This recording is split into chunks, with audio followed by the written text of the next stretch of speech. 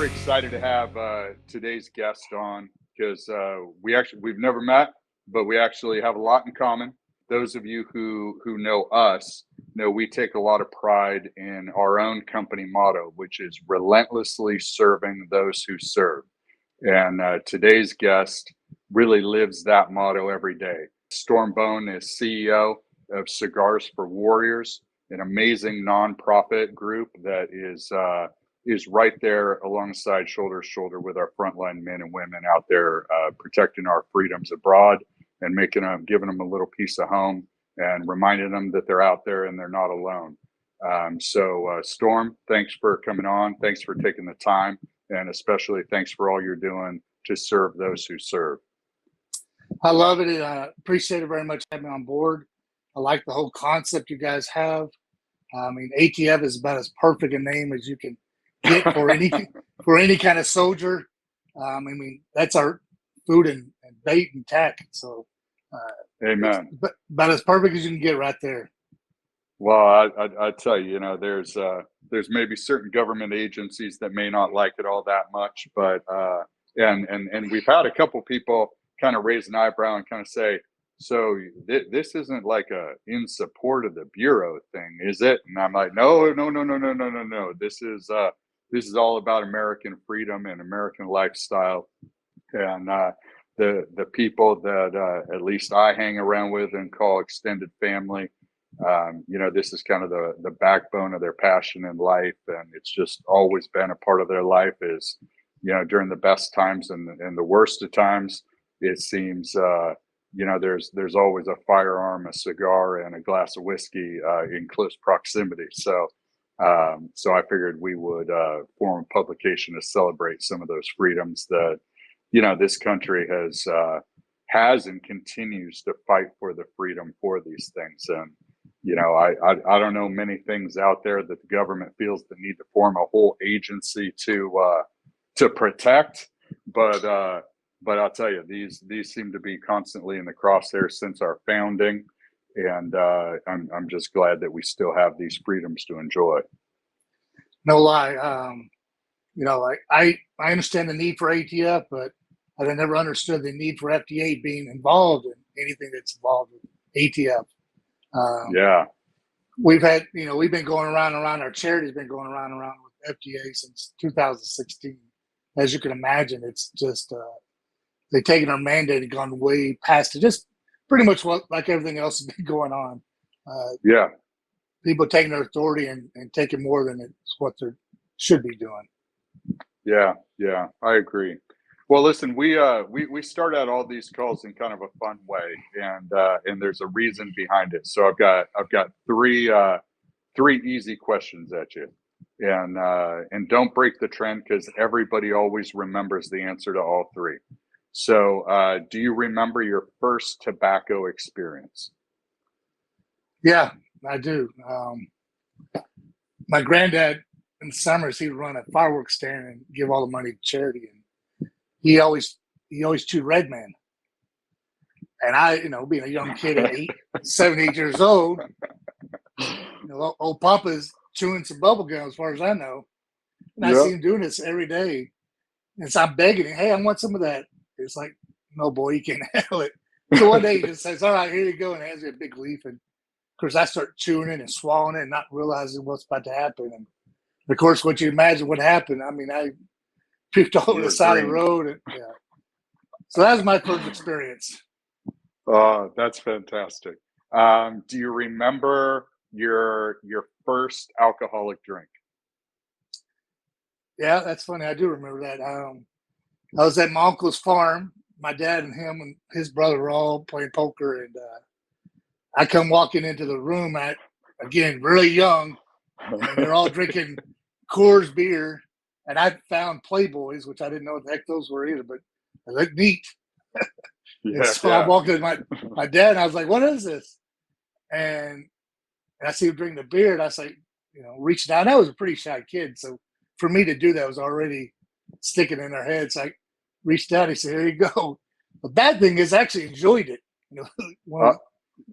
Traditional Coors. You didn't have the reaction that maybe he was hoping you'd have. Yeah, he had to take it No, away from me. He goes, that's the last time one. no, I do the same thing with our kids because I mean they grow up around me and our extended family of friends that are almost all former military or cops or both, and we sit around and talk about life and whatnot. And I've got an 11-year-old daughter and a 5-year-old son. So if you're feeling old, imagine walking in my shoes, being my age with two little ones. But they each of them right around the same age. So Bennett at 5 just did it. Olivia around her at the same age did the same thing. Inevitably, they come out and say, "Oh, can I have a sip of that?" And so just a few weeks back, Bennett comes out and he goes, "Oh, Daddy, what are you drinking?" I said, "Whiskey." And he says, "Oh, it looks like apple juice." I said, "It doesn't taste like apple juice." He goes, "Oh, let me try it." I said, "All right." Then my wife kind of gives me a look, of course, disappointing, horrible father look. And so, thankfully he started with whiskey. So he took a sip and spit it out and said, "That's disgusting." I said, "That's the right answer for now, boy." I do remember grabbing some of my dad's really peaty scotch and realizing that was horrible. I was Yeah, never going to yeah, drink that again. yeah, yeah. And then last question, which you know where this is going. Do you remember the first firearm you ever shot? I Man, mean, the first time, this is usually the easy one. well, I started very young on my granddad's ranch. So I remember the first time I used it against something. It was on coyotes. I was and I still am. I love animals. So shooting coyotes is pretty rough for a 6, 7 year old kid. But Yeah. I could always see better in my granddad. So plus he thought it would be a good life lesson. So we went, middle of his ranch, middle of nowhere, and pitched ourselves down near his cattle, and we waited and waited. And about 4 a.m, here they come. See about 6 sets of eyes. That's really all I could see. And he started telling me to shoot, and I was like, no. And so I got my ass whipped, and then got back down there and ended up taking the coyotes out. I think I got 2 out Yeah. of 4 or 5 of them. But Yeah. yeah, I do remember that very clearly to this day, which is bad because I don't remember what I did yesterday. So Yeah. Well, it's funny, and that's exactly the reason why I asked the questions, which exactly why we're excited about this publication and all the things that we're going to share with that is for some reason these three things are emotional experiences, right? I mean everybody remembers them, no matter how many times you've fired a weapon since, no matter how many times you've had a drink or a smoke since, you kind of always remember your first time. And there's a couple other first times that everybody always remembers that we're not going to cover in the magazine, but nevertheless, right? These are kind of important, um, milestones as you grow up, and they're things that are reserved for adults and men. And I think as young men growing up, we kind of always remember that first experience of, oh, so that this is what it's like to be a man. Yeah, I want a little bit more of that. But and it's funny, no matter how old we get, we never forget it, right? yeah, I mean, you took the words out of my mouth. It's that first experience that you felt like you were a man, or you're on the right track, or being looked at as a man. So yeah, I'm sure it's not taught that way anymore, which is kind of sad. But definitely, I remember those feelings of confidence, of being part of the crew of men. Being part of my dad's uh, stuff he had going. So yeah, Yeah. you said it right on. Yeah, that's awesome. So listen, before we start getting into what it is you're doing, which is amazing. I can't believe you're doing it. I can't believe you're doing it with the resources that you're doing it with. But tell me a little bit about your own background and upbringing. Um, Born on a reservation, moved before I could remember. Moved to Lubbock, Texas. Went to a private Christian school for most of my childhood. Moved out when I was 16. Went to a public school for the first time on my own. It was pretty good. Ended up scholarship. Played football at New Mexico Military Institute. Did finished my 2 years in college there. One of the few colleges you can graduate and 2 years to join the military as an officer. Being a young, dumb kid, I said, no, I don't want to do that. So I thought, I did all these hours playing football and Corps of Cadets. I could go back home at Tech and take even more hours and get done faster, right? So I came home at Tech. It took me another 3 years to get my degree and another 3 years to get my master's. Of course, I was working and partying and doing all the things, normal kid would do. Worked a lot. Grew up in the agriculture industry as well, as an entomologist for a while. And then bartending a lot of times during the school years. And that, became one of the themes. When I met my wife, I said, I can't do this bartending anymore. So I started waiting tables, and that's when you learn what real work is and humility. That's the truth. It's true. So from there, I thought, I think I might join the military. And what it all came down to was I ran into a buddy of mine who was a recruiter. And oh boy, I was it all at his house. With a...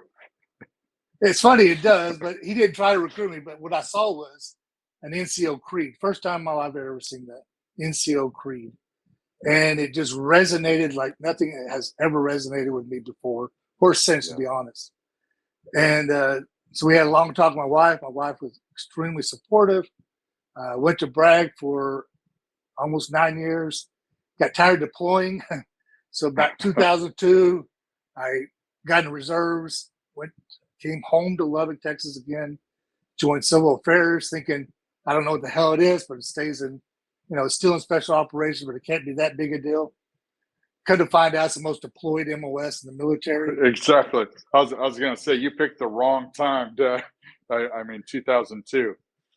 Well, nation rebuilding is what we've been doing since Vietnam, and that's pretty much what Civil Affairs does. Wartime has a whole other mandate, which is pretty fun and interesting.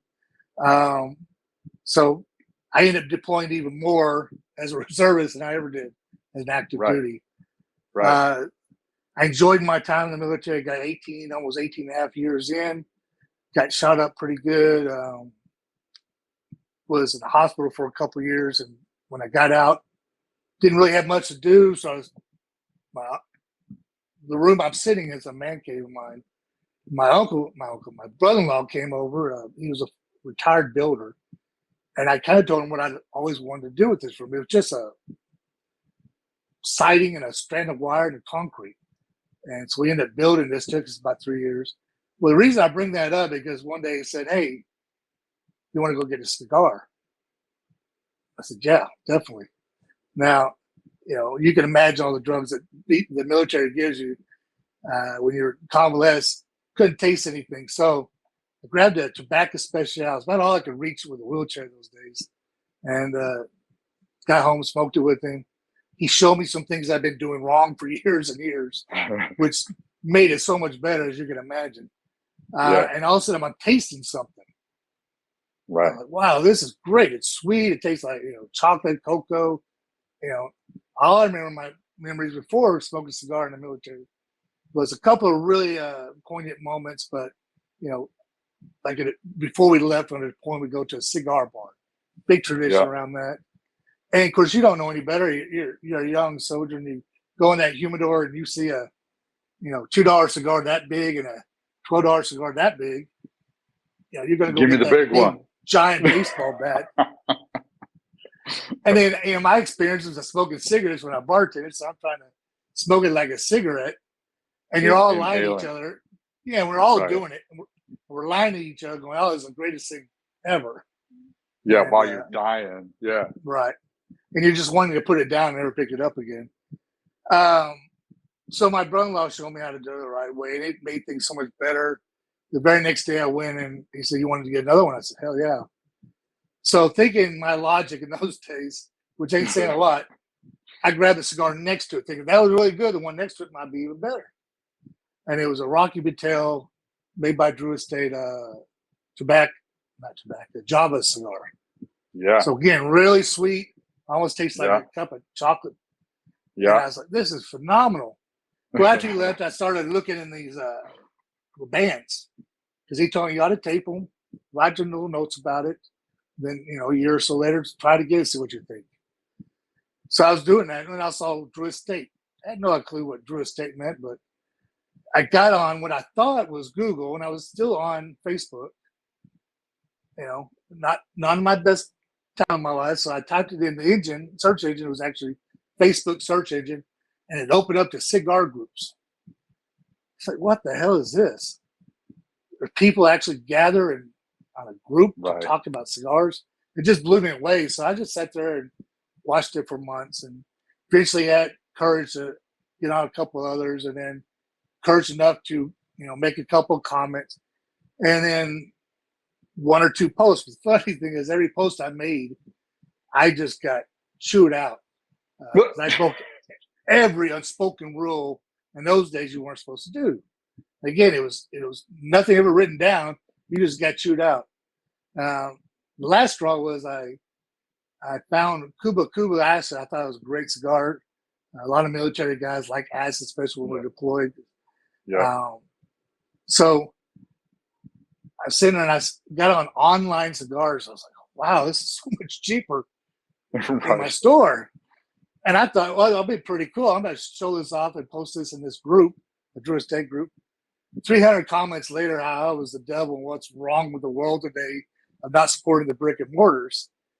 Right. And so I thought I'd start my own group. It'll be 5 of us. We'll just share the sales we find. Okay. And it, problem was I didn't know what I was doing, so I didn't turn off the one of the settings where privacy. People could join. Yeah.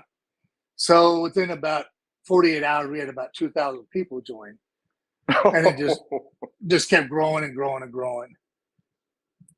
Eventually, we decided to. One of my friends, his name was Ben Edmondson. He was our original treasurer for Cigar for Warriors. Old submariner in the Korean War. And we were talking about what it meant to us smoking a cigar in combat, the similarities and things that weren't similar. Now, you're talking about 2 completely different generations. Yeah. 2 different ways of smoking a cigar, 2 different philosophies, everything. But in combat, the same emotions I felt were the same emotions he felt. The same benefits I got were the same benefits he got. And it was just really fascinating. It really fascinated both of us. Now, we both have a kind of a science background. He got his degree in as a master's degree prepared nurse, and I got mine in virology. So we kind of took up that and started thinking about that a lot. And one day he comes to me and says, there's a guy running around sending cigars to the troops. Well, to make a huge, long story very, very short, the guy, I got involved with him, brought a couple other people along. Guy turned out to be pretty shady. Luckily, we found this out after about 6 weeks. He's one of those guys that claimed he was an injured Navy SEAL commander. Right away, there's a red flag. Of course, he never served a day in his life. Now, he wasn't lying about being injured. We found out from the police he was injured when he was trying to break in someone's house. When a trampoline, the winds were so high, an actual trampoline in the backyard hit him. That's called karma. So we tried to do everything we could. And that was the same year that Obama decriminalized Stolen Valor Act. So we reported it to him, reported to the Navy SEAL Commission guys, and that's about all we could do. But as you can imagine, and I was still in the military at this time. I'm still on military medical. So the last thing I need to do is get in any kind of trouble. But one of the people I recruited, her name was Elaine Dibinato. And she called one day. She said, I've talked to everybody. We all want to keep doing the mission. And I never forget these words. She said, the mission's too beautiful to give it up. And those words, it's too beautiful to give it up, just really resonated with me. And I said, all right. So we got together. We had a first meeting. I said, I got 3 conditions. I'll join this. But we go hard and fast. We do it by the book, bylaws, article associations. We'll get a nonprofit status in Florida, and we'll turn it into our 501c3. Now, most of these guys had no idea about any of this, but I had some time when I was in reserves working with the state, building the Ethics Council with Texas. So I had a little bit of familiarity with that. So we did it. My third request was I didn't want to run anything. I'll support it but I don't want to run shit. So I got 2 out of 3 of my wishes. I was going to say two out of 3 is not bad. That's Hall of Right. Fame in baseball. Yeah, and every monthly meeting we have, I always ask anybody want to take over CEO duties, but no one ever jumps at that. Yeah. So that's where it's really started. And we had no idea what we were doing. There were 7 of us when we started. In the first official meeting with our new titles, new position, new responsibilities, I said, well, we have to have a first-year goal. That goal needs to be slightly impossible. Now, we're kind of like me and you are doing right now. We're on Google Hangouts. Yeah. And so we're all looking at each other virtually because we're all from different parts of the country, including our vice chair was in Afghanistan.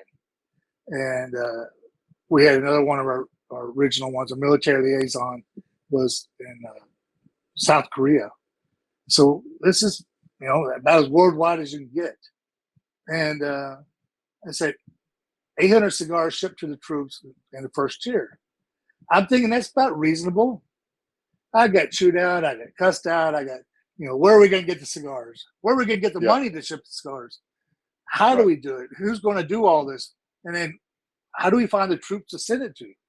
How do we validate? I said, guys, this is why it's a slightly impossible goal. Right. Well, the first month we shipped out 860. So we actually broke our goal. The year goal in first month. And then by the end of that first year, we shipped out close to 93,000 cigars. Oh my God. That was just the first year. And really, only a couple of companies really supporting us at that time. One being Drew Estate, who started with us from day one. Boveda started us before day one. And Famous Smokes, they started with us. And the rest of it was really the people on social media sending us cigars. We would do these horrible auctions on and I would use my social media group and do these horrible auctions and stuff we thought was cool. And people just out of generosity would bid cigars to win. And so that's how we started, was with this bidding of cigars instead of money. Then we realized we needed money to send this stuff. So the first half year, the everything was sent was pretty much out of a handful of our own pockets. And we just did it on our own. And that's the start of CFW. I mean, there's a lot more stories, but that the key idea of it started out with a conversation with my buddy Ben Edmondson, and one of the questions he asked me was, "What cigar did you remember the most when you were deployed?" And I remember probably clearest of all of them, and I do remember most of them very clearly. Is 2003. We invaded Iraq. Several of us went through the palace, and we came out. We found someone we assumed were Saddam Hussein's cigars. Right. So we're in a little group of about 6 or 7 of us, and we're smoking them. And as Major walks by, and he's telling us, "Good job, guys. Whatever. Those are pretty big cigars you got." He goes, "How do you think? What do you think about them?" We told him where we got them, and not knowing your audience, so forgive my language. I told myself, these taste like Saddam shoved in his ass, and we're smoking them now. That's how bad they were. And they were horrible. He has, the first time I ever saw a travel humidor, this Major had. So he opened his little humidor and started passing cigars out to each one of us. And to this day, I remember what mine was Perdomo. And to this day, I have several of those cigars every year to remind me of that moment, because of the emotions you're having, the people I was with, what we just accomplished, the overall where you surviving, were, who gave it to you. Absolutely. Yeah. Remember all of that.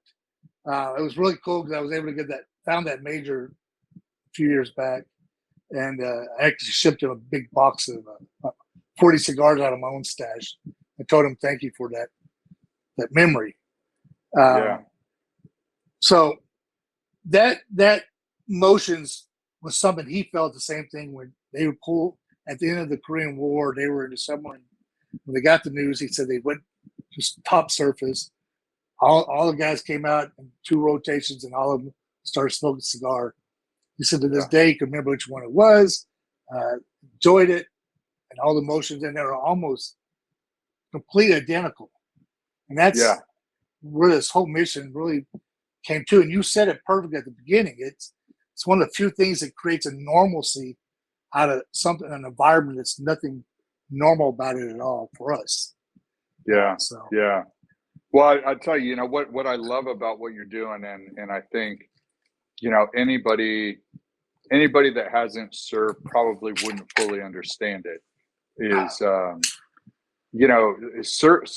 especially when you're deployed. I mean, even when you're on base, but especially when you're deployed, it is it's a lonely life. It's a stressful life. When you're on the job, it's stressful. During the downtime, it's stressful and boring. And it doesn't take long for most people to start kind of missing home and questioning their decisions in life and whatnot. And my wife, we've been together 30 years, married 20, and I smoke frequently, but she'll tell the kids, Daddy needs to meditate. And it took her a lot of years to understand. She's not a fan of my many bad habits, but there's something about smoking a cigar, and especially abroad in a stressful, tense situation. At least for me, there's always just especially when you're sharing it with others, but even if you're not, there's just a feeling of peace and calm, and that everything's going to be all right. No matter how bad the situation was or is, it just always felt like everything was going to be all right. And the fact that you're providing that experience for our men and women abroad is, it's just noble work. And I just don't think that the people that drop cigars, in the box that, I've seen the boxes in the cigar shops, and, I always try to, double up whatever I'm buying. I just say, hey, double this order and throw it in the box. But I don't think people get just how meaningful that is when troops abroad get a care package, especially something that the socks are always nice and handy wipes are nice. Don't get me wrong, but hey, like if you get some nice cigars, that's a game changer. I would say quite confidently that nobody wants hygiene products. Whenever in 2003, when CNN put that out, that we're all missing hygiene products, that was my longest deployment, almost 17 months. And when me and my 6-man team were about to get ready to go home, we had so much hygiene stuff that we gave it to our interpreter. Now, our interpreter was making good U.S. money for being in Iraq. And he quit being an interpreter to open up we call a Haji stand, and sold all of it. I ended up getting an email from him about 6 months later. He said, hey, sold everything. I want to tell you guys thank you. I'm retired. He goes, I moved my family to Jordan, and I got a better house in Jordan I did here. So, right. And he moved about the right time too. My buddies would say, man, if we get one more box full of freaking toothpaste and deodorant, I think I'm going to just take my own life.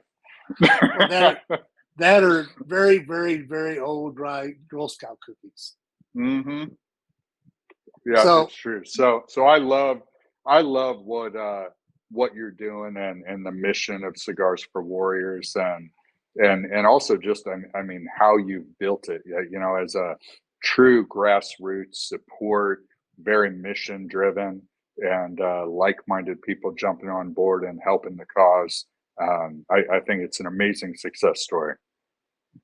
And it's something I'm proud of that we survived too. I mean, when you're talking about no salary, no paid employees, working with volunteers is a whole nother beast. And I went from a first sergeant to working with volunteers directly. There was no in the middle of that. So I went from do this or else to pretty please, can you get this done for me? And that was my hardest thing. I don't know about you, but also I mean, pretty please, thank you is a big change versus just do it. But the other thing I've always still to this day have trouble with is the pace. Like I'm used to moving with a sense of urgency. When somebody says do something, yeah, hey, it's 110% and it is right freaking now, and it gets done like yesterday. But when you're working with volunteers and favors and stuff, it's like, sure, we'll do. Hey, we'd be happy to help you with a website or a brochure or a this or a that. And like 3 months later, you're kind of like, good God Almighty! Like seriously, like, are we still working on this? You nailed it. That's my personal demons that I deal with. I figured out there's a timeline. So if it takes a military guy half an hour to get something done, a volunteer would take 6 to 9 months, and that's Yeah, about the right length of time for anything to get yeah, done. And it is slow. There are people who move like us. My best volunteers, of course, are military folks, men and the women, and I like because I can tell them with doing something. I don't have to say please. I don't have to, make sure their feelings didn't get hurt. right. They're like Roger that, and they call me back about 2 days later. It's done. Yeah, With everybody else, it's a different little beast. But but it's probably that said, it takes a team, and you couldn't do it without everybody involved, regardless of the pace. yeah. Everybody brings something, and it is a full on everybody. I built it in a way that I wanted our bottom tier in the hierarchy, which would be our event coordinators, to be the funnest position. But our goal is the higher up you go in the hierarchy of CFW, all the way up to the board, the more your responsibilities are, and our whole responsibility is to support our event coordinators. So they're, and I always tell our new board of directors when we get them is that first things first is you're here to support our event coordinators. They're not here to support you. Right. This isn't corporate, America, a board where you get paid a lot of money for a 2 hour, board meeting. You're going to do work. It's a working board. And that's Yeah. something that's been different. That's a lot of people don't expect. But I've been very blessed. Probably 90% of our staff that have volunteered are hard workers. And while they're on board with us, they really do a lot of good work. But again, it's what saved us. It's the regular guys like you that go and donate when they see a box. You'd be surprised how much that saved us. As you can imagine, in 2016, after the deeming went through, where they basically put cigars and vapes under the 2009 Tobacco Child Protection Act, that Obama put out, that when we got cigars and vape put in that underneath it, there was a line in this long bill that basically says that tobacco manufacturers cannot give products to charities. So I went from having 90% of the manufacturers on board with us to less than 10%, if that. Probably about 5 companies stayed with us. Now, since then, we've picked up a few more, but those companies are the ones that are like, we don't give a damn, we're just going to send you cigars. Yeah. And then other companies have stepped up in a lot of different ways that we weren't sending cigars, they were doing other things to support us. Drew Estate, they've been with us nonstop, even with the change. They wanted to keep it legally right, but we started doing the barn smokers. And then every year they were donating close to $60,000 in cash. Not to mention the multiple different introductions that they've done for me over the years. Boveda, before he even had a name, they were supporting us. Never questioned us once, never wanted anything. We keep asking them how we can support them. They're like, don't worry about it. These are the kind of companies that have just been great. But after the 2016, it was the donation centers. We went from having 6 months of 30 plus thousand cigars shipped a month. By the end of 2016, January 2017 was our worst month ever. It was a little over 750 cigars shipped out. So that month was worse than our first month of existence. Yeah. Now a lot of it stems to because during the in-year holidays, we upped the amount of cigars in every box, and but still, So we changed a lot of things up and put a lot more emphasis on the donation centers, enforcing the donation centers to do what they're promised to do, if they still want to be part of the charity, et cetera. And it really has taken off, and that's where we get a majority of our cigar donations. Yeah. And How festivals. many cigars do you think you've shipped since the beginning? We Do know you have any exactly. idea? We just broke 1.3 million cigars since 2012. Unbelievable. Unbelievable. Not to mention probably 12,000 pounds, not 12,000, 1,200 pounds of coffee for the last 10 years. It's not something we guarantee because we can't do it 100% of every box. But when we have it, they get it. Every box has had a Cigar Press magazine and a lot of other magazines.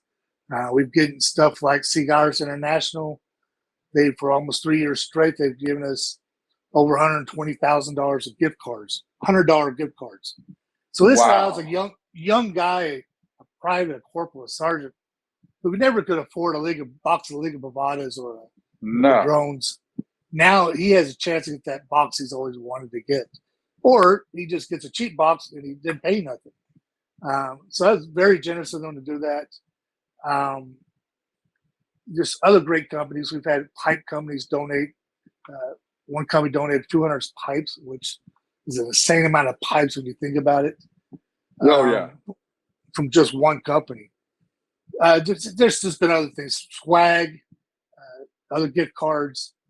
And, we try to, when someone donates something, especially if it's not just a cigar, we'll ask them typically do you want this going to the troops or do you want it to do whatever's going to be best for the charity?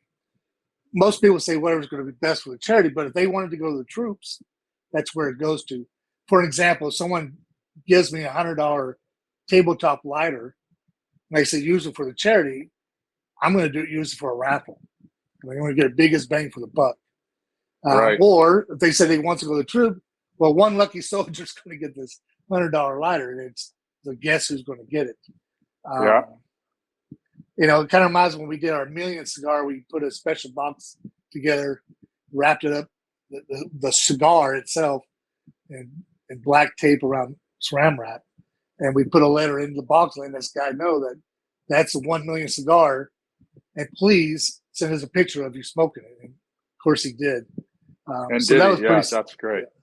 Pretty special moment, as you can imagine. I mean, I honestly never thought we'd get past 20,000 cigars in 20 years. So, well, I'll tell you, what strikes me about this, and I could already, I mean, we're in the beginning days of ATF, and I hope that we have as long of a runway and as much success as you do over the years, and I'm hopeful that we will. But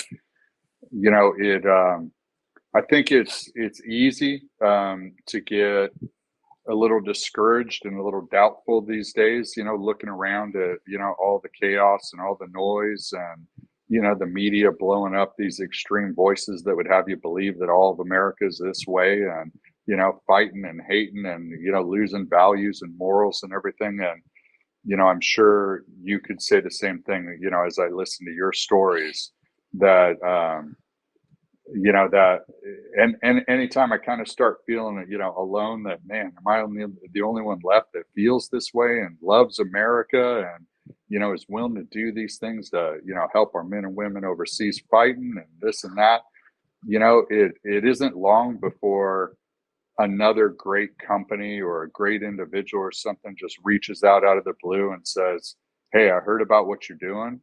How can I help? And it's like, really? Like you want to help? Like you just want to help. You want to be involved. And I think there's still a lot of great American companies out there. A great bunch of Americans still believe in what we have and continue to fight for. And it kind of renews my spirit and gives me hope again that everything's right with the world and everything's going to be all right. Yeah, and that's about as best as I've heard it. I truly believe what you said, and my mindset, I think there's a 1% extreme right, 1% extreme left, and the rest of the world are, no matter if you're Democrat or Republican, you're right there in the middle. I'm more of a libertarian than anything, and that blows some people's minds. But end of the day, though, pretty much all of us are right there in the middle. And Well, people were here's what maybe I say. Here's what I say to anybody, you know, that thinks that they're far right or they're far left. I mean, number one, I'm not a person that subscribes to gang warfare, and I feel like that's what it's become. But I say, you know, list the top 5 things you're willing to die for. And whatever those 5 things are, I guarantee 90% of America would list the exact same 5 things. You know, it isn't the things that you're screaming about on Facebook, so, you know, saying it's the end of the, or I'm willing to go to civil war with my neighbor over this or that or whatever.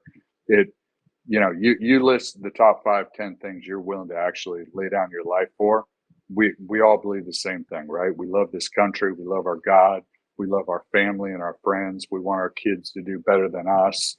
We want the opportunity to work hard and prosper as much as we're willing to work. Like, you're right. I mean, it's all the same. I agree. I mean, it's I don't think we've gone remotely to the extremes that people think we have with the social media. I don't think there's remotely the amount of people who hate America that they, you know, you see on the news all day long. You know, and I wish I was rich because I'd buy every one of them a ticket in any country they want. You know, us guys in the military that, you know, one of the things I always say, if you really want to know a true person's feelings is, have they been stuck at home their whole life, or have they been able to move and see the world? Typically, the people that see the world they're color blinded. They don't really give a shit about politics so much, and they're very much all about their country. There's nothing wrong with having pride and love for your country. It's not being xenophobic at all. And I don't have a problem. I have people all the time sending messages. You know, maybe you should be so strong in the language of patriotism. I said, I'll never stop that. I mean that. I was willing to give my life happily for my country. And there's a million troops out there who feel the same way. And I guarantee there's a million people, you know, there's a majority of the people feel the same way in every country, but especially the United States. We are still an example, you know, but the news, in my mindset, is what has driven everything. And they're only looking at that 1% sensationalism. Create that drama so people watch it. And the same thing with social media. You got a bunch of 15-year-olds on there canceling culture, everybody. And people all think it's this mass amount of people. But the reality is most of them can't drive, don't have a driver's license. Yeah, exactly. And when, you know, when it got scary is when corporations started paying attention to these people. And I'm glad to start seeing a trend of corporations finally starting to say, nah, we're going to keep driving what drives us, which is money. At least be honest about what drives you, right? Yeah. So, and then, you know, it's just all of this wraps up to about around everything. It's just like the FDA with the getting involved in cigars. They have no business being involved with cigars. They definitely don't have a business. When we had Congressman Hunter's office sent them a message of clarification, because none of the congressmen we were working with just really believed that really meant that we could get donations from tobacco companies to send their troops. They thought, oh, they surely don't mean that. Well, sure enough, the FDA said, yes, we mean that. In fact, we are happy that it's going to hamper the troops from getting tobacco. They don't need it. They don't need it. And that's nice of them. I really wish somehow that had been leaked out by someone of greater stature than myself, because I think most of America have been like, what? What is FDA dictating personal feelings for? So we finally got it. Well, go ahead. I'm glad to hear you say that, because I mean that's part of the motivation I think behind the publication is that you know, our business is blessed to have a very, very large audience of good, hardworking, service-oriented Americans in different industries. And you know, I always thought, you know, how nice would it be if we used, you know, our outlet, our ability to send a message, to share stories to, you know, this larger audience, not only that reminds them that they're not alone, but also helps the little guy fight a little bit above his weight class. And I think that, so this publication and everything we do, it's not focused on the 800-pound gorillas of these industries. We'll leave corporate America and the bean counters to themselves. But, it's the little guys and the mid-sized guys. And every single one of them, in my mind, I always ask, how did you start the company? Why did you start the company? Like that, those are the only questions I care about, right? And every single one of those stories feels the same. And it's the story of the American dream to me, right? It's, hey, I was just so passionate about this and I thought I could do it better, or I thought I could do it different. And I just got out there and I risked everything and I ground through it. And yeah, like we're doing all right. We're paying the bills. We're not an 800-pound gorilla, but we put out, in their mind, the best product that they possibly can that serves a need. And I love that American dream, and I love that it still exists. And I just thought, man, if I could tell those stories to a big audience, a way bigger audience than they could tell it themselves, maybe I could help them blow up and be their own version of an 800-pound gorilla. I think you got the perfect concept. I mean, you're basically rolling up my three favorite things. And, instead of having to read three different magazines, read yours. And I like the little guy. I'm always going to like the little guy. I think most of America likes the little guy. I mean, that Rocky was the story of America. Right. It's the story of America. I mean, we fought the largest and most powerful military on earth to gain our freedom. So, I mean, there's something there in our DNA, I think. Even with our charity, we've been pounded. When we got sued by Wounded Warriors within the first 4 months, that talking about freaking you out a little bit. Right. But, and I did not know their reputation at that point. I just knew most of us didn't like them. When I was in the hospital, I saw them a lot.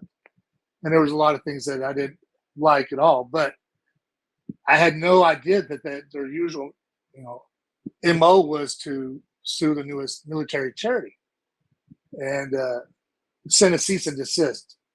And we got ours. I basically sent a letter back, not knowing how it was going to be taken. I appreciate your thoughts, but as I'm 100% disabled veteran, still in the military, I'll have to have the venue moved to my hometown, and I'll go ahead and represent our charity since we can't afford it otherwise. And I said, well, this is where I lied my ass off. I said, but just so you know, I will make sure that 1.3 million followers we have know about everything's going on daily. And if you happen to win, I'll make sure the $2,000 we have in the bank account's gone. Yeah. And then I'll start another one within a week. And I'll go after your check. Well, we never heard anything of it. Now, my treasurer about shot me over the phone when I exactly. told him what I wrote. But it comes out, 2017 that was their MO. So, right. Hopefully things have changed over there a lot. But there are so many phenomenal military or first responder charities that I don't think people realize. And that's one of the pleasures I also get is we like having other charities work with us. But one of the things I do not ever do is step on another charity. There are two charities I will step on, but meaning is I don't want to fundraise with another charity that's going to take from them. Now, because of our social media presence, we do have a lot of charities that want them at their events. And so it helps them as well as us. So it's a nice synergy relationship, which is what I enjoy. There's just so many great people out there. There's great people trying to do the right thing. They just don't know how to do it. Yeah. And I always love, that's one of the personal things I get out of it. I like to give them advice and see it work. I like seeing the new cigar retailer or manufacturer call me and ask me for advice, and I'll tell them. I run a festival, so whenever people call and ask me, advice for running a festival, I'm pretty honest when I tell them don't do it. Yeah, don't do it. Exactly. You're just going to be in the red. But this industry as a whole, as you said, I think the cigar smokers are different. Is because you're taught to slow down. Yeah. And people don't know how to slow down anymore.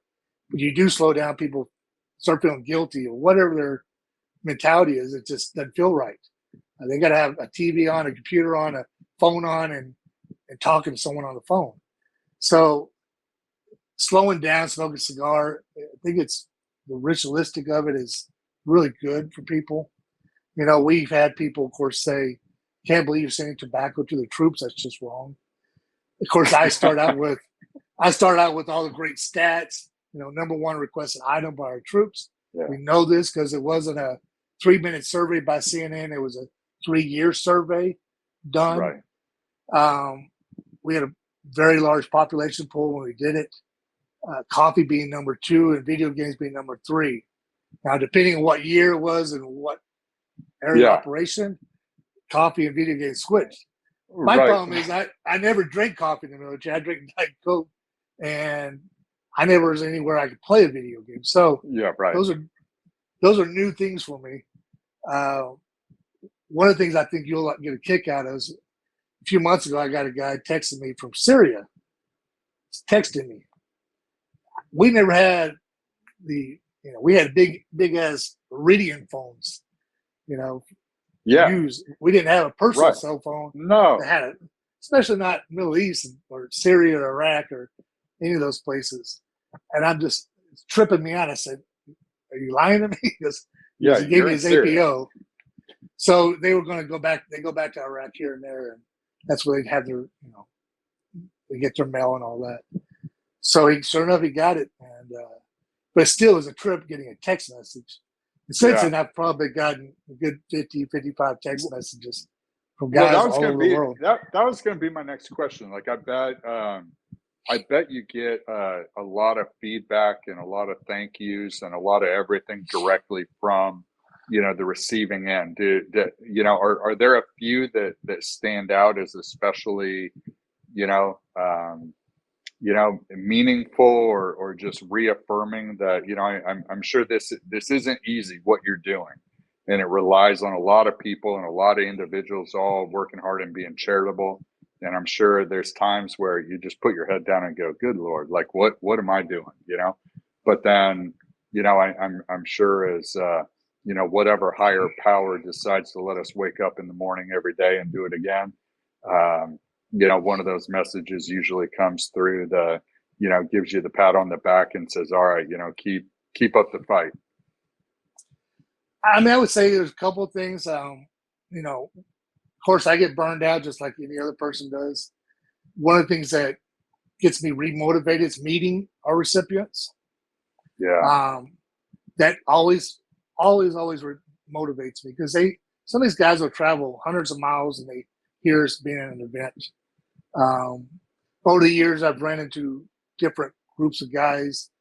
The stories they tell me are just, some of the stories I've been told I would never put on the website, even though it would be the perfect, what's the word I'm looking for? Testimonial. Testimonial, yes. Yeah. Perfect testimonials. Yeah. They never said I couldn't. I just felt like no one would ever believe in the first place. One of the stories a gentleman told us, he was a first sergeant. And in 2003, there were a ton of suicides. A lot of it was anticipation because we were sitting there in Kuwait waiting to cross the burn. We just all these horror stories coming in about the fentanyl and chemical agents going to be used on just every day, all day long. And so this stress of the anticipation, and again, this is me talking, not a psychologist by any means. Yeah. And that's one of the things I would do is take my rank off and after a bad day and tell the guys, you got 2 hours, say anything you want, and you're going to smoke a cigar. Now, I thought that was an original idea, and I was a really smart person. Well, come to find out, that's the norm. A lot of guys have been doing that since Vietnam. And I had no idea. I just thought I was doing something smart. But, it's the same philosophy as crisis management debriefing.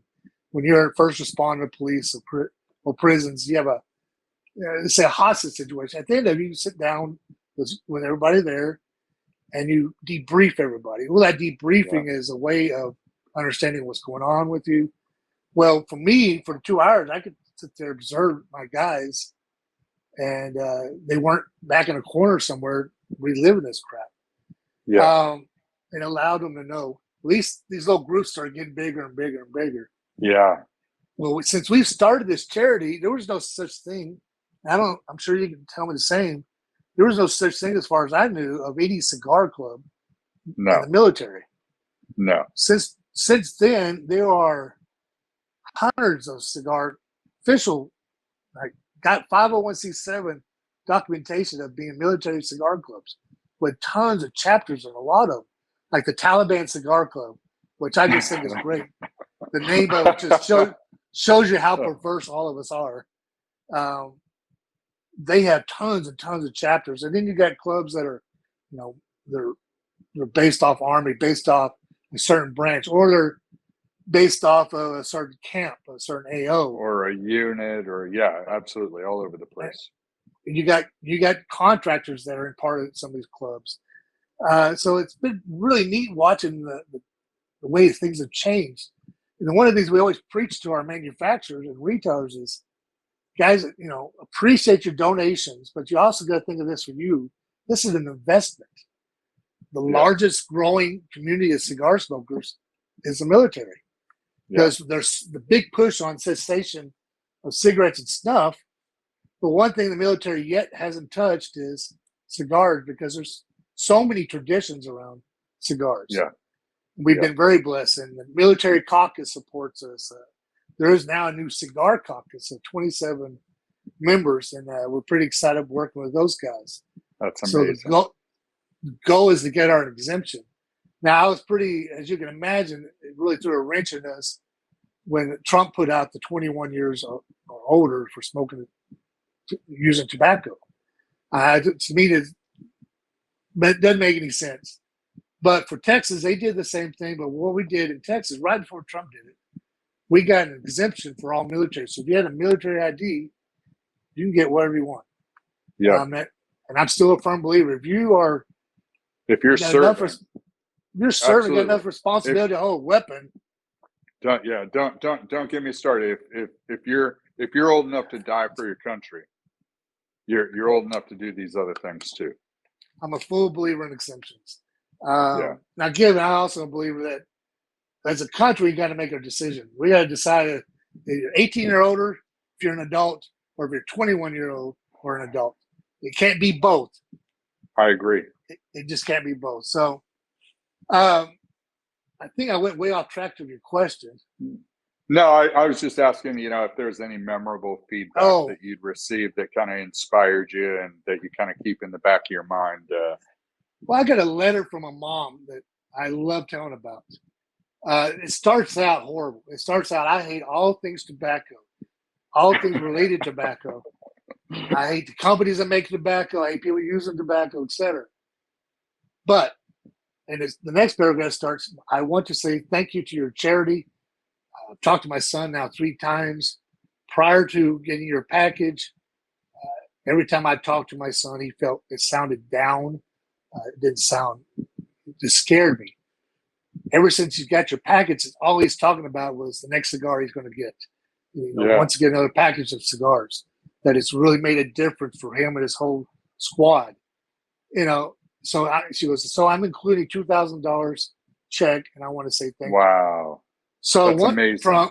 It went from me only almost automatically throwing it away, not reading anymore, to just plain blown away. And I love that story. And I love the fact that we've had psychologists get on board and put their names behind this, basically saying the mental health benefits outweighs any potential health risk. That's a lot for an MD or a psychologist to put their name behind. And we've been very privileged in having that. Well, I think, and anybody, it's easy for all of us, right? That, all of us share these hobbies and these values. And, as a bunch of guys, we can sit around and talk about alcohol and tobacco and firearms, and we're all on the same page. And, the world's an easy place and those discussions come easy. But, a lot of people don't like one of the three. A lot of people don't like all three. But I think anybody who, I'll take my wife, for example. I mean, she's an angel. Why she had a weak moment and said yes to me, I have no idea to this day. But, even her, if I've had a rough day and I walk in the door and she kind of sees it, she'll let me put my stuff down, sit down, let the kids, jump in the lap and do that. And then she'll kind of whisper to the kids, and she'll bring over a cigar and pour me a whiskey and say, hey, why don't you go out back and just kind of, download and recharge a little bit, and then come back in the house, and, I'll have dinner ready. And, so even for people that don't necessarily, do it themselves, when they can see the benefits of it in somebody being their best selves, or at least trying to get closer to that best self, that's indisputable. I mean, you pretty much said some of the same stories. My wife does the same. We don't have kids, but she'll see that I've had a potentially, I'm on the phone, it seems like 10, 12 hours a day. And, she'll see I've had a potentially stressful day. And she's like, why don't you go outside? I'll water the plants and you can smoke a cigar, which still to this day trips me out that she would say that. I mean, she should be saying, why don't you get your ass outside and water the plants? Yes. So she sees the benefits. What's been really cool watching her, she's a great example, as you said, your wife, is that she didn't want to be involved in the event. She's very shy, but over the years she's gone to more and more events, and she started saying stories of, I think it's great for the troops to get it. She starts quoting the doctors now. People complain to her. She's like, you don't understand it. It's the mental health benefits outweighs the potential health risks. And for seeing my wife, and it just makes me proud. Yeah. But it also gets me excited that she's involved with what I'm doing. Yeah. And the reason I bring that up, some of our best volunteers are the husband and wives. Some wives that smoke, the husbands don't, or vice versa. Not all our power couples, I call them, smoke cigars. Yeah. But they are the best volunteers because they motivate each other. Yeah. Instead of resenting each other, they have a whole new topic. As you said, you've been married 30 years, you said, or been with her 30 years? Yeah. We've been married 25 and together 28. And I always tell guys, you've been married over 10 years, you need to find a conversation. You need to find a new thing. You got to work on it. I said, so I get a new volunteer. I always tell them right off the bat, before you agree to doing this, talk to your spouse, talk to your significant other. Number one, make sure it's okay with them. Make sure you get their blessings. Because if they don't give you the blessing, I'm going to tell you, don't volunteer. Yeah. You're not going to enjoy it, and it's going to harm you. Number two is get them involved with you, and give you a whole nother world of talking and remotivation, and just getting your marriage a little bit of excitement. And it's been surprising how many great couples we've had doing that. That's amazing. But yeah, as you said, we've had some great stories from our troops that come back, and it has, one of the stories that we got at CI around 2013. Group of guys came in, and there's 5 of them. 4 of them made it. The 5th one actually died on the way to Cigar Festival. All things had a heart attack. They continued on to the festival. Of course, they were incredibly emotional, as you can imagine. They were for different troops, different units. But they got together at the smoking club in Afghanistan. That's how they became close friends. Yeah. They found out Cigars for Warriors were going to be there, so they all came up. And that was going to be something to do.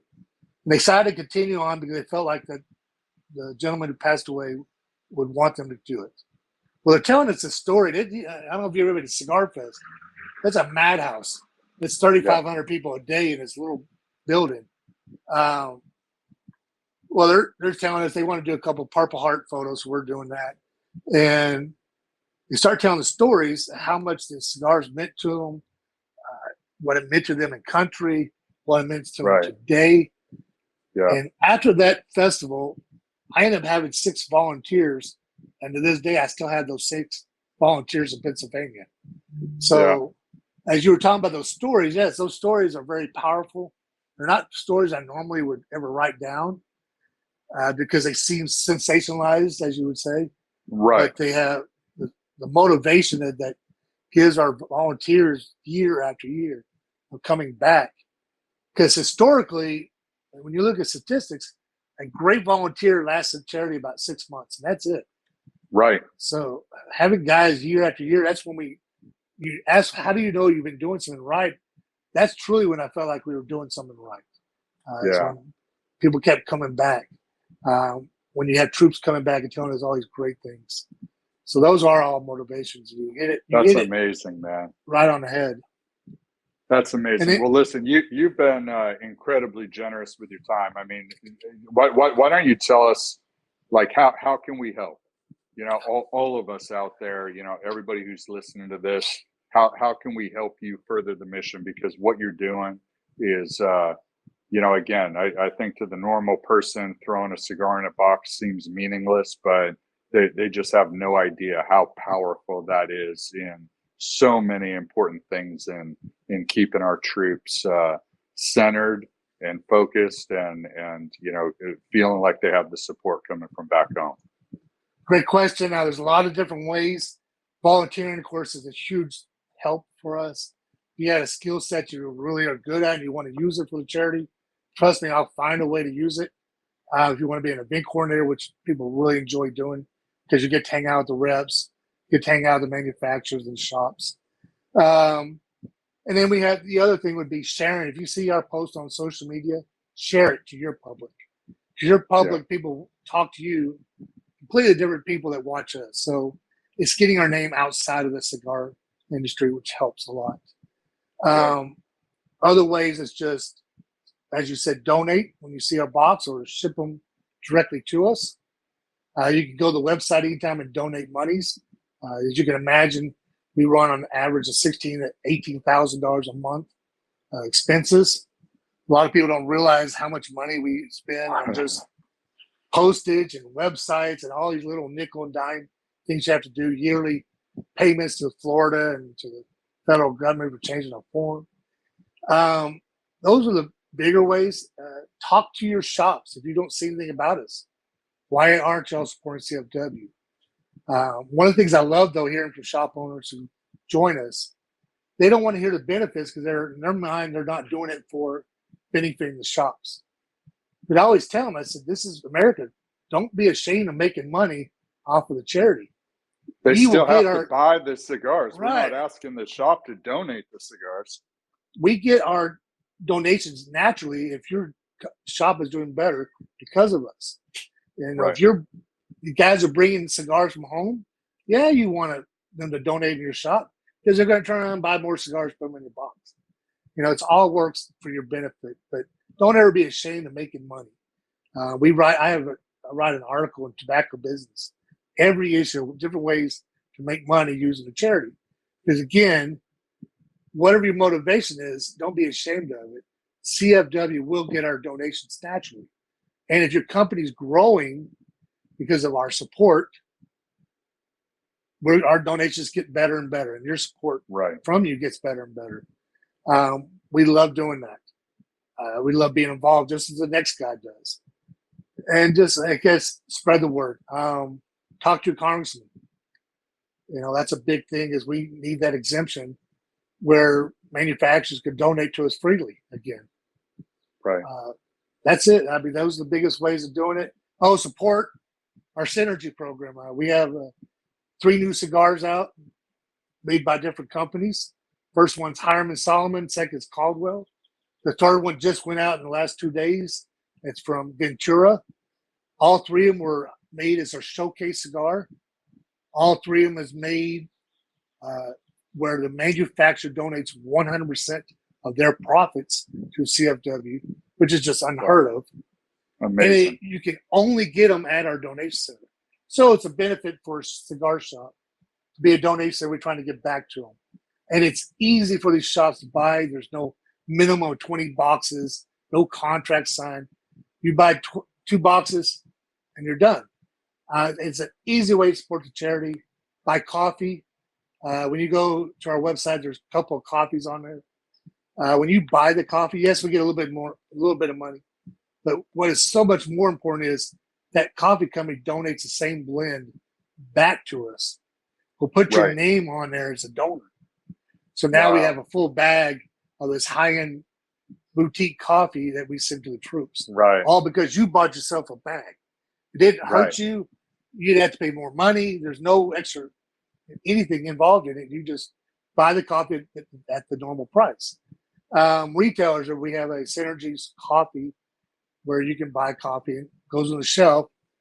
We've actually said no to any profits, give it back to the retailers, and the coffee company turns around and donates the bag back. So let's say you own a cigar shop or whatever shop, and you put 60 bags in your account, you buy 60 bags. We'll actually work with you and change up the branding, and you can have your own coffee for your shop that supports CFW. It's the same blends. It's still the integrity. Yeah. It's called integrity. But it supports their own brand. Supports their own brand. We redo the whole way it looks, and we still get the same boutique coffee sent back to us, and it's a benefit to everybody. It's a win-win-win, like we like to say. We don't want anybody to ever suffer from supporting us. We want everybody to come out ahead, whether it's good feelings or business. That's a strong philosophy of ours. Hopefully that'll never change. Well, I love the philosophy of all boats rise, and it's a big reason why we're doing what we're doing, and a big reason why we wanted to reach out and spend some time with you today as well, because we're just trying to build a community full of people that we'd like to sit down and have a cigar with, because they're like-minded, strong values, hardworking Americans like yourself. So count on us for pushing out the word and doing everything we can to continue your mission. And I'm just grateful for the time, and especially everything you're doing, everything you have done as a veteran to support the freedom that we all enjoy, and everything you're doing to carry on that to support those that are in harm's way still. Well, thank you for your service as well. Thank you for your support of the charity and the troops. As our motto says, live to serve. There's so many ways to serve. I like to say, serving those who serve us, protect their rights while they're protecting us. They're getting a lot of their rights taken away while we're all home not doing anything about it. So those are the biggest things. Talk to your congressman. Don't let the troops keep losing out. They're willing to go the extra mile for you. You can make a phone call. So I emphasize that a lot. You'd be surprised what a simple phone call makes to your congressman. You may not talk to him or her. I guarantee you can talk to the chief of staff when you got a complaint, and those add up very quickly. Because they put percentages behind. You got 5 phone calls. That's extreme amount of. That's a big percentage of what people realize are out there in the populace. It is. Yeah. So, we again appreciate your support, brother. No, it's our pleasure. And Storm, we appreciate all you guys are doing. Everybody, please reach out, check out their website, donate, get involved, buy a cigar, especially buy a cigar from a retailer that supports this great cause, and make sure you drop 1 or 12 or 25 in that box to support our men and women that are over there working for us right now. So, Storm, I appreciate the time. It's been an honor to talk to you.